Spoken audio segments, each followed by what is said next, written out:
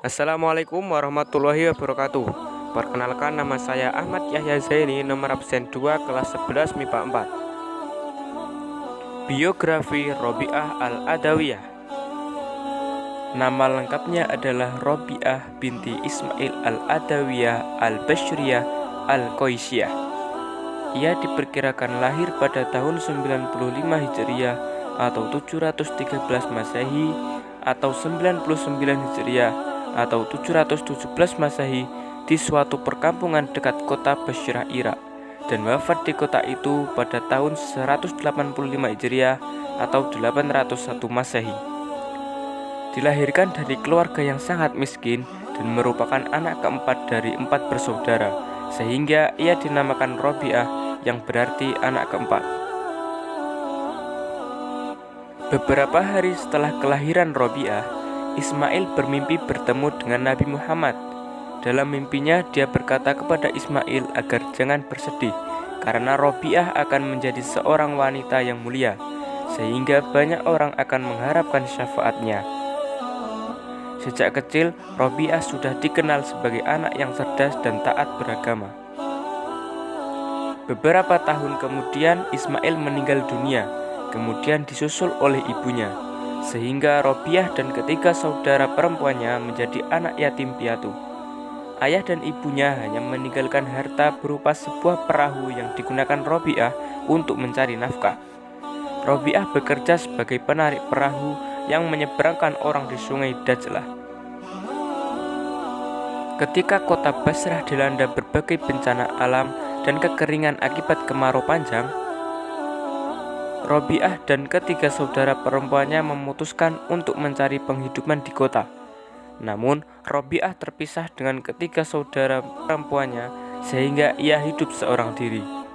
Pada saat itulah, Robi'ah diculik oleh sekelompok penyamun, kemudian dijual sebagai hamba sahaya atau budak seharga 6 dirham kepada seorang pedagang. Pada usia remaja ini, Robi'ah menjadi salah satu remaja yang kehilangan kemerdekaannya dan menjadi amat yang dapat diperjualbelikan dari majikan yang satu ke majikan yang lain.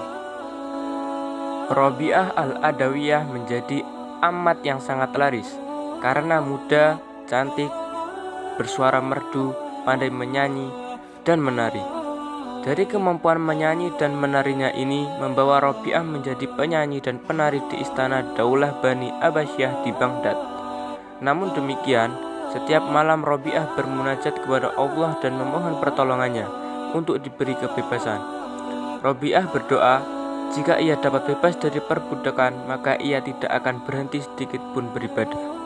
Suatu saat, ketika Robi'ah sedang berdoa dan melakukan sholat malam, majikannya dikejutkan oleh cahaya di atas kepala Robi'ah. Cahaya itu bagaikan lampu yang menyinari seluruh isi rumah.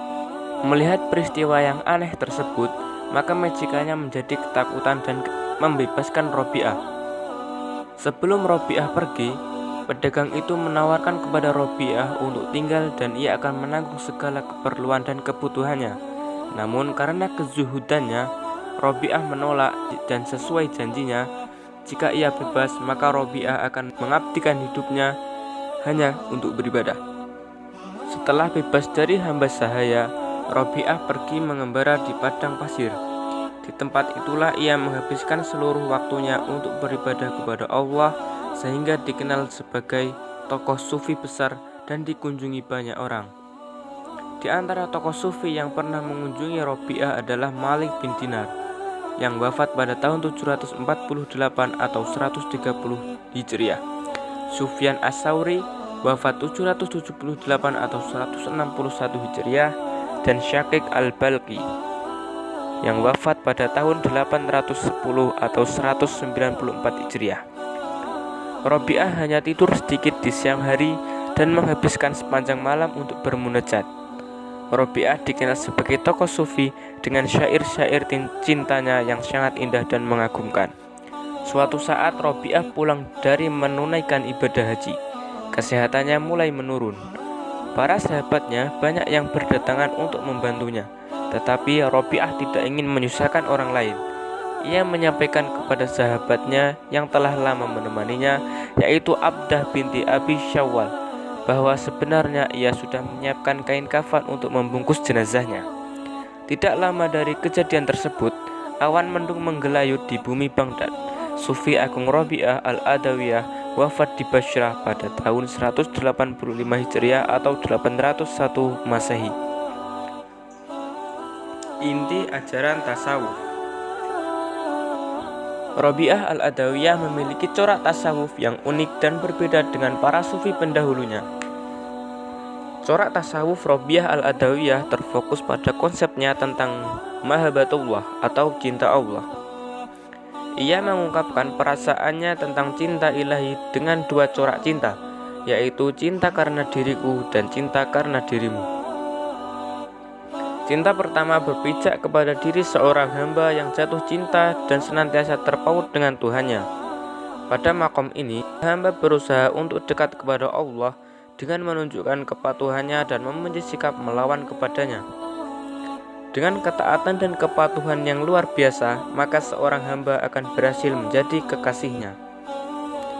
Keberhasilan menjadi kekasih Allah membawanya kepada pengalaman baru, yakni pengalaman merasakan cinta yang kedua, yaitu cinta karena dirimu.